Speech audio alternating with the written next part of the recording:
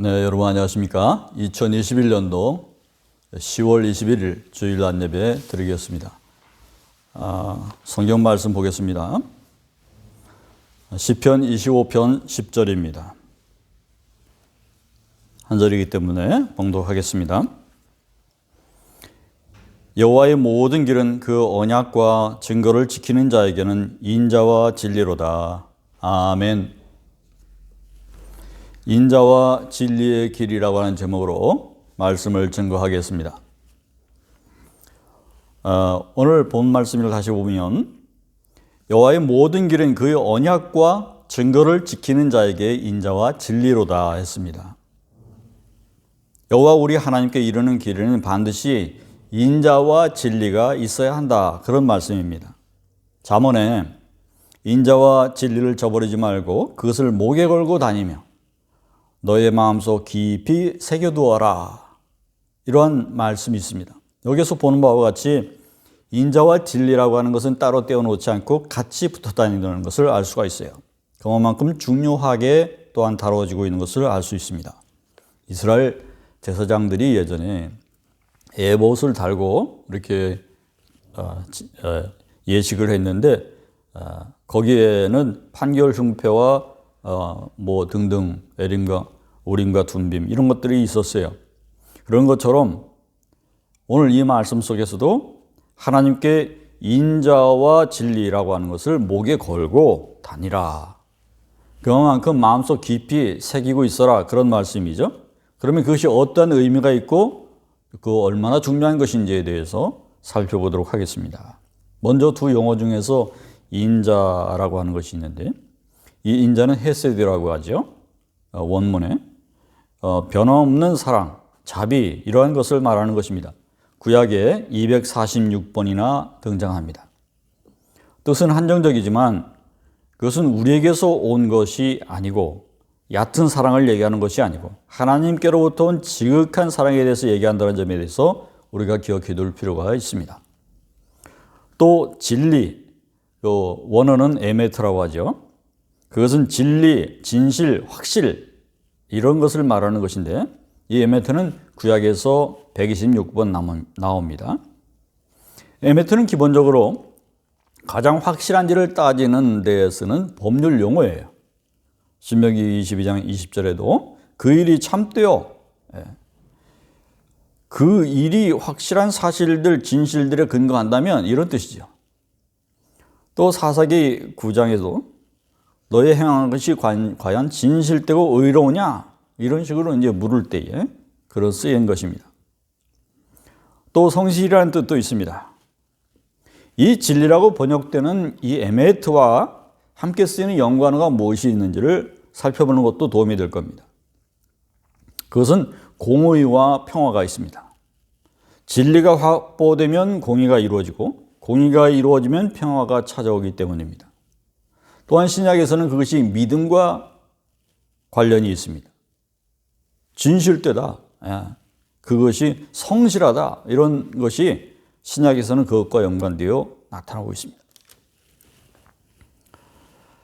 그러나 원래 헤세드와 에메트, 다시 말해서 인자와 진리라고 하는 것은 하나님의 성품을 나타내는 것이었다는 것을 알아야 됩니다.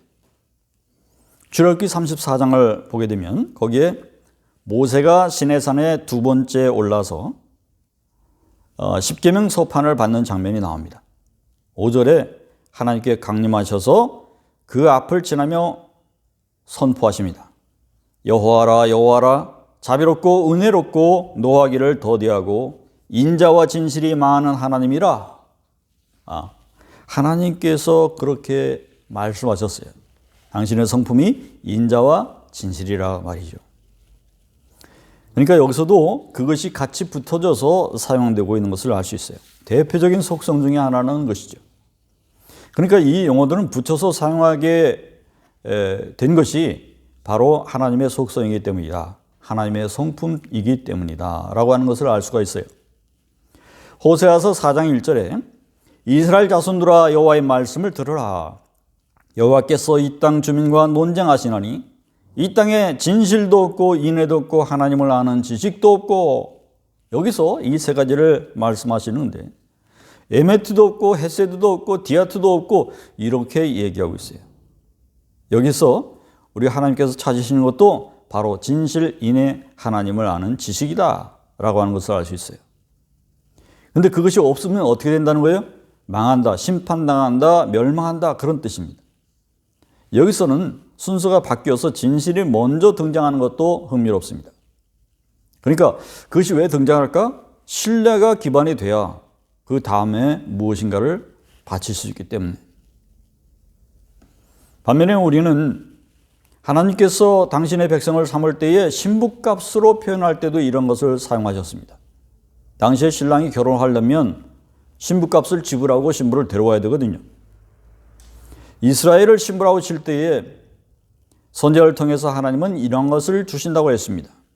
내가 너에게 장가들어 영원히 살되 공의와 정의와 긍휼과 은총을 여김으로 내게 장가들며 진실함으로 내게 장가들리니 내가 여호와를 알리라. 여기에 등장하는 것 중에서 바로 헤세드가 있고 에메트가 다 있어요.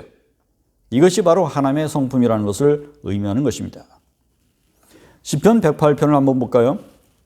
이 시편은 다윗이 사울에게서 쫓겨다닐 때에 주변국들의 위협과 전쟁 시에 급박했던 그 순간들을 회상하는 것입니다. 다른 왕들과 달리 하나님을 믿고 있기 때문에 하나님의 돌보심을 받는 이유가 여기 분명히 등장하고 있어요. 3절에 그것은 감사와 찬양이었습니다. 무엇에 대한 것이었느냐? 4절에 보니까 이렇게 나와 있어요. 주의 인자하심이 하늘보다 높으시며 주의 진실이 궁창까지 이르나이다. 바로 주의 인자하심과 진실함 때문에 자신이 하나님의 도움받고 여태까지 살고 있다라고 하는 거예요. 그러니까 하나님에 대한 찬양이 어떤 것이냐? 바로 헤세드와 에메트에 대한 찬양이었던 것이에요. 여러분, 주의 헤세드를 아십니까? 주의 에메트를 아십니까? 아는 자만이 하나님께 감사와 찬양을 드릴 수 있다는 거예요.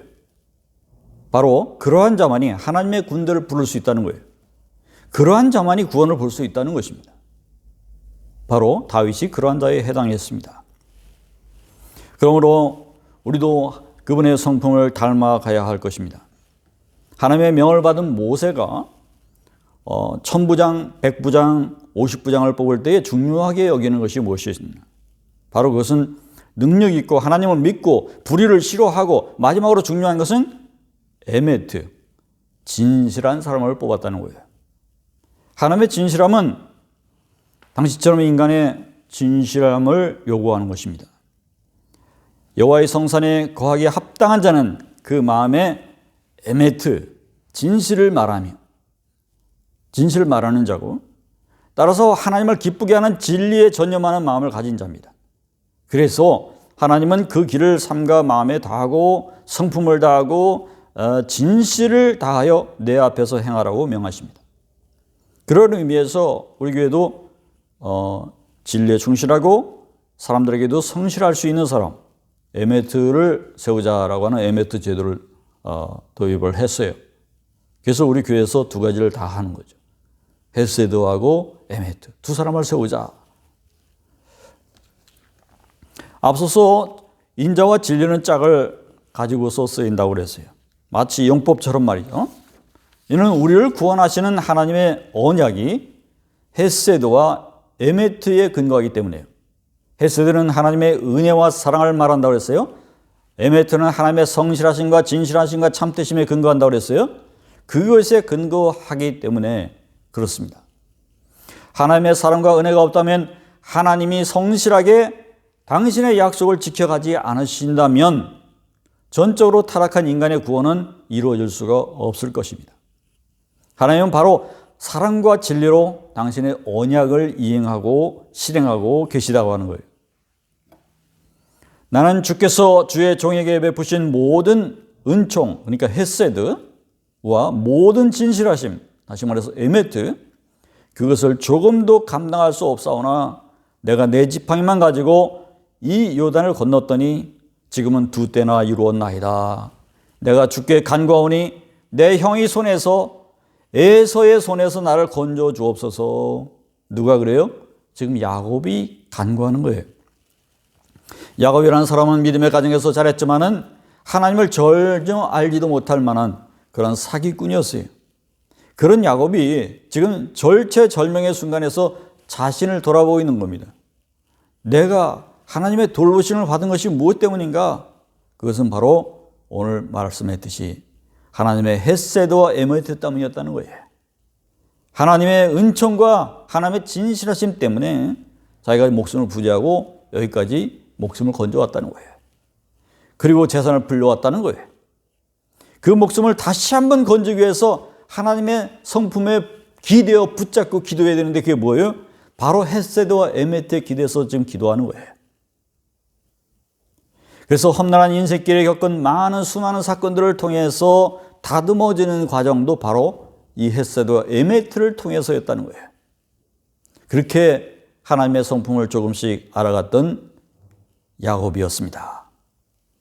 다윗도 아들 압살롬이 반역을 했을 때에 도망을 다니면서 그 부하에게 보인 모습이 바로 이러한 인자와 진리 혹은 진실이었습니다. 하나님의 사랑을 입은 다윗에게도 이러한 헷세드와 에메트의 성품이 있었던 것입니다. 솔로몬은 이르되 주의 종 내 아버지 다윗이 성실 에메트 공의와 정직한 마음으로 주와 함께 주 앞에서 행함으로 주께서 그에게 큰 은혜를 베푸셨고 아멘. 우리도 그렇게 살아야 되지 않겠습니까? 우리 주변에 그런 사람 있는지 한번 살펴보시기 바랍니다. 한결같고 진실된 사람이 있는가? 그거 바로 크리스찬의 일을 맡을 만한 그러한 성품이다라고 하는 것이에요. 그래서 우리 그리스도인들이 세상에서도 하나님에서도 그러한 성품으로 인정을 받을 수 있어야 될 줄로 믿습니다. 여호와의 모든 길은 헷세드와 에메트다. 여호와의 모든 길은 그의 언약과 증거를 지키는 자에게 인자와 진리로다. 여기서 영어 번역은 어떻게 되냐면 loving kindness 또는 mercy. 그 앞에 부분이 그렇게 되어 있고 뒤에 부분은 truth라고 되어 있습니다. 우리 성도에게 필요한 것이 바로 인자와 진리라고 하는 거예요. 바로 그것들을 귀중한 보석처럼 생각해서 늘 몸에 붙이고 다녀야 되는 정도의 것이다 라고 하는 것을 인식해야 될 겁니다. 본문에서 언약을 말씀하고 있습니다. 그렇습니다. 바로 언약을 말씀하게 될 때에 우리가 지켜야 될 성품이 이 헷세드하고 에메트라라고 하는 것을 기억할 필요가 있습니다. 언약은 창조주 하나님께서 출애굽 구원과 함께 이스라엘에게 주신 가장 큰 복이죠. 자, 그것을 일방적으로 주도함으로써 하시는 것이 아니라 쌍무적인 계약에서부터 출발하고 있어요. 즉 우리에게도 같은 성품, 같은 행동이 따른다 이거예요. 그렇다면 이 언약 유지를 위한 쌍무적인 책임이 무엇일까? 언약의 수혜자인 이스라엘인 그 구원과 함께 언약을 보고 베풀어 주시는 하나님께 전심으로 사랑하고 충성을 맹세해야 한다는 것이에요. 바로 그 충성에 해당하는 글자가 진실인 거죠. 그런 것은 구체적으로 하나님께서 정해주신 길을 따라서 순종하면서 사는 것입니다. 그러면 언약의 시혜자인 하나님께서 어떤 경우에도 변함없이 언약을 약속해 주신다고 하는 것이에요. 언약을 실행에 옮겨주신다는 거예요. 하나님께서 예수 그리스도로 오신 것이 바로 인자와 성실의 절정이었습니다. 말씀이 육신이 되어 우리 가운데 거하심에 우리가 그의 영광을 보니 아버지의 독생자의 영광이요 은혜와 진리가 충만하더라. 요셉은 모세로 말미암아 주어진 것이요 은혜와 진리는 예수 그리스도로 말미암아 온 것이다. 아멘입니까? 예수님 자체가 바로 하나님의 헷세드와 에메트의 절정이요 엑기스인 것을 보여주는 말씀입니다. 사도 바울은 말합니다. 예수 그리스도 안에 있는 성령으로 말미암아 하나님의 은혜로 값없이 의롭다 하심을 얻은 자 되었느니라. 그 은혜가 뭐라고요? 다른 말로 번역을 해보세요. 선물이고 값없는 한없는 사랑이라고 하는 거예요. 바로 그것이 헷세드 아니고 무엇입니까? 보십시오. 하나님은 우리에게 사랑과 진리의 확실한 길을 열어주셨습니다. 그것이 바로 예수님이라는 길이죠. 예수님께서 친히 말씀하셨어요. 나는 길이요 진리요 생명이다. 여러분 예수님을 그렇게 믿으십니까? 우리 주님은 세리와 죄인의 친구로 오셨고 또 흑암 백성의 친구로 오셔서 지극한 하나님의 사랑을 전하시고 또 보여주시고 가셨어요. 말씀으로 주님은 하나님의 사랑의 크기를 알려주셨어요. 그리고 십자가를 지심으로 우리의 죄를 대신하셔서 죽고 부활하심으로써 하나님께서 우리에 대한 구원하심을 확증하신 그러한 진리의 산 증거가 되셨습니다. 할렐루야. 잠언에 오늘 처음에 읽었듯이 인자와 진리를 저버리지 말고 그것을 목에 걸고 다니며 너희 마음속 깊이 새겨두어라. 그렇게 말씀하셨어요. 여인들이 목에 걸고 다니는 장신구두처럼 여인들의 치장거리 중에서 가장 친근한 것이 그런 것이죠. 예. 또 반지는 언약을 상징하는 것이죠. 목걸이는 사람의 개성을 표출하는 가장 특징적인 상징이죠. 바로 지혜자는 가까운 곳에서 잘 보이는 곳에 바로 인자와 진리라고 하는 장식을 지니고 살아야 된다 가르치고 있는 것이. 그러나 더 중요한 것은 인자와 진리를 가슴속에 새겨두고 살아야 된다는 그 뜻을 우리가 기억할 수 있길 바랍니다. 인자가 없는 진리는 우리를 질리게 하는 냉혹한 사실에 지나지 않습니다. 그러나 반대로 진리가 결여된 인자는 감상적인 동정에 지나지 않을 것입니다. 인자는 헤세드로서 언약의 성실한 사랑을 뜻하고 진리는 에메트로서 하나님의 영원한 교훈을 뜻합니다. 우리가 구원이라고 말하는 것보다 언약이라고 주실 만한 약속이다라고 할 때에 필요했던 용어가 바로 이 성실함과 변치 않는 사랑, 이 헤세드와 에메트인 것입니다. 바로 이스라엘 백성들이 가장 내면적에서 가장 중요하게 여기는 그 가치가 오늘 헤세드와 에메트였다는 것을 여러분 기억할 수 있기를 바랍니다. 그러한 외적인 장신구, 우리 마음으로는 내적인 그 장신구를 우리도 가져야 될 것이다 말씀을 드립니다. 하나님의 인자와 진리 혹은 성실이 우리의 희망의 원천입니다. 하나님께서 인자로 오시며 태도를 바꾸지 않으시며 우리를 저버리지 않으신다면 우리가 어떤 어려움이 닥치더라도 그 약속은 반드시 이행되어 돌아올 것입니다. 앞서서 에메트는 신약의 믿음에 가까운 말이라고 먼저 말씀해 두었습니다. 우리 예수님은 이런 말씀하셨어요. 그러나 인자가 다시 올 때에 세상의 믿음을 보겠느냐? 그 믿음이 어떠한 믿음을 말씀하시는 것일까요? 바로 헤세드와 에메트로 가득 찬 그러한 믿음이 아니겠습니까? 오늘 이 말씀을 들은 여러분들이 하나님으로부터 또 예수님으로부터 와서 지금 우리 크리스찬이 되어서 우리 내 속에서 내적인 성품으로 남아있는 이것을 찾으신다고 하는 거예요. 그게 무엇이죠? 인자와 진리의 충만이죠. 그것으로 가득 찬 여러분들이 다 될 수 있기를 간절히 바랍니다. 기도합시다. 사랑의 하나님 감사합니다. 인자와 진리의 그 깊이와 그것이 어디로부터 와서 그것이 어디로 그냥받으시게 될 것인지를 오늘 살펴보았습니다. 하나님, 우리 마음 가운데에서 믿음 하지만은 입술로만 되뇌이는 그런 믿음이 아니라 주님께 보약속에 대해서 상상하고 생각하고 간직하고 지키려고 하는 그러한 사랑과 진리의 모습을 우리 마음속 깊이에도 갖고 보여드릴 수 있도록 인도하여 주시옵소서. 모든 말씀을 예수님의 이름으로 간절히 기도했습니다.